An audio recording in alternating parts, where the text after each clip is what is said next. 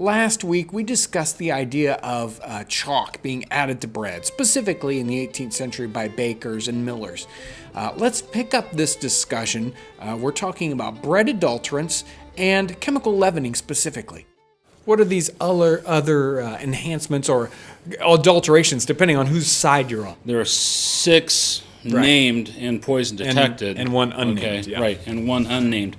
Markham expands this list later on in Sihorok, and he mentions 2, but he won't name them. They're so poisonous. Yeah. One, however, sounds like it's lead oxide. Right. It's white lead.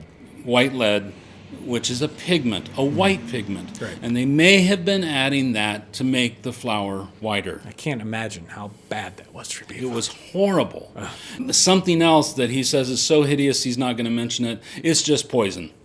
Okay? That's copper sulfate? Well, we know that they were adding copper sulfate later, even up into the 19th century. Right. Okay, 30-something. And bakeries in America are using copper sulfate to bleach the flour. Okay? Right. All right? Markham also says they're using soap. They're adding soap to flour. They're adding, and we mentioned whiting and chalk, slacked lime, bean meal, acorns, straw chaff. They're all being bones. Right. And there's even one reference where there's like this suggestion that human bones were the best. It's like, what's that about? But anyway, we won't say any more about that. But the big adulterant that probably becomes, it's like, chalk is bad. Right. But it's not as bad as alum. Okay. Alum is the other big one.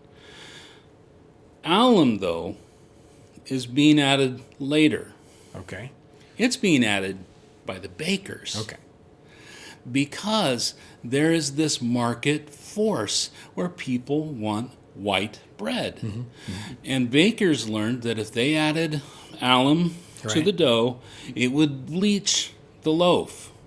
It would brighten it up.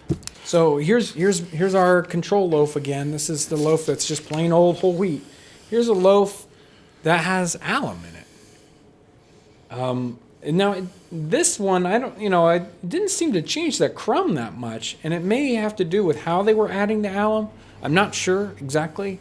Changed the color a little bit here of the crumb, but I'm wondering just how much alum you have to add to really get there. Yeah. John, there's something else too that I want to point out.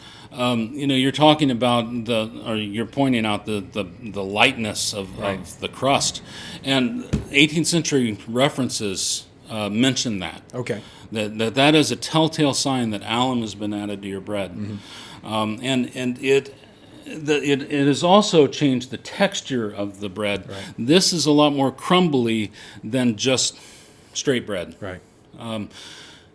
It makes you wonder if chipping bread or rasping bread it makes you wonder if there may have been other reasons for that. Right. To get rid of the evidence. It's like, let's take off this white crusty crust. It's a telltale sign that it's been adulterated. Oh no, that's regular bread, really.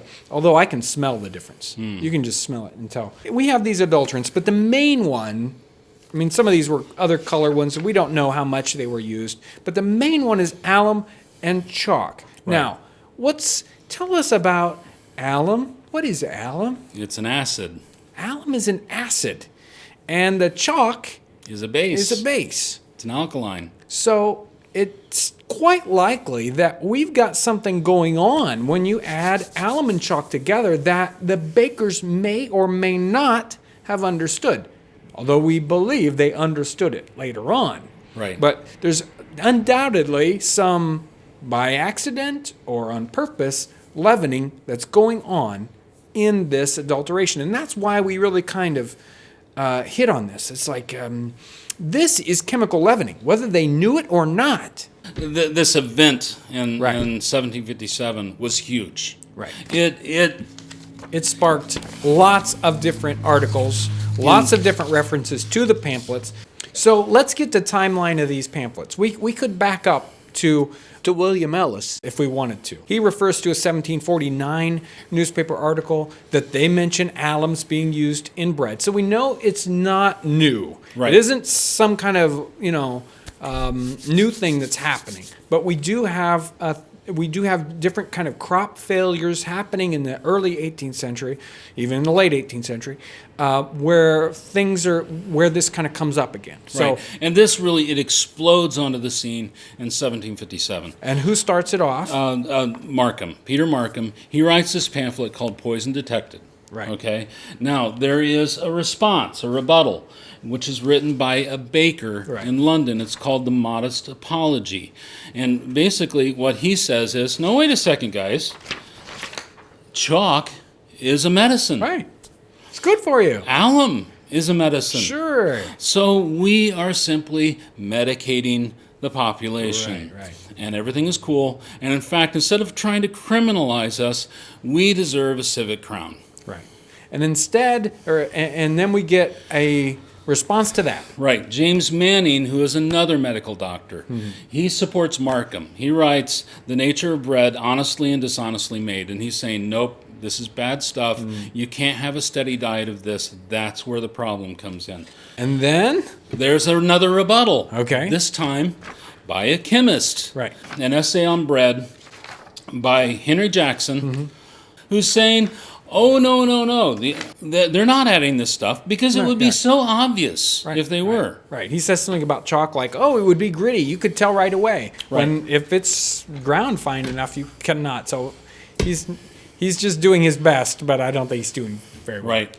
And then Peter Markham responds a final time, okay, with a final warning to the public to avoid the poison, the detected poison. Right. Okay, and it's interesting, on the frontispiece of this pamphlet, he refers to an essay on bread, which is written by a seller of alum. Right. So he's saying it's in that guy's vested interest to say anything. So I've got some newspaper things that are happening at this time. There are multiple references to these pamphlets in the 18th century, all through 1757, 1758. You see these newspaper references to little excerpts out of the pamphlets. But there are also other things that are happening. Right. There's a demand by newspaper people in the newspaper, demand for the assizes to address the issue. And there's even a change, or let's say an enhancement in the assizes that says they redefined bread and they said bread is flour, yeast, salt, water. It cannot be anything else. Right. So here's January 1758, public announcement by a baker. During this time, I have on no occasion and by no means whatsoever used alum or any other ingredients in my bread, only flour, yeast, salt, and water. And it goes on and on. You have article after article from the time. I mean, this is huge. Right. It is a huge issue. Alum in the bread. Poison in the bread. So how about this? This is 1759. So this is June 1759. Thomas Lowe, a baker in Maiden Lane, and he's been given a penalty of £10 for being in the possession of alum. Yeah, here's a reference to the magistrates of Westminster issuing orders to peace officers to look out for bakers adulterating their bread. Right. But you know what? Something, though, that's interesting is here you have the law cracking down on this. Okay, does it change things? I doubt it. No. You have references in 1800 saying, oh, yeah, we all know that bakers add these things, millers add these things. Well, and one of the problems with that is the laws go in and out of effect. 1837, 13 bakeries in Boston are shut down because they're adding adulterants to their bread. Right. Was one of those copper sulfate? Yes. So, John, we're talking 1757, 1758. Right. All right. There is chemical leavening that's occurring, whether it's intentional or not. Right. The millers are adding a base. The bakers are adding an acid. Right. And so there's chemical leavening, whether it's intentional or not. Right. Now, we also have references to this potash being added. Which is another base. Which is another base to fortify or to promote the fermentation of the loaf. Right. And that's in England. Right. So we got potash in England in the sort of mid to late 18th century, but potash comes in later on, doesn't it? Yeah. So in our next episode, we're going to dig a little bit deeper into late 18th century and potash specifically. If you're new to the channel, make sure to subscribe. You can also check this link out. It'll take you directly to our website, and you can request a print catalog. Thanks so much for watching.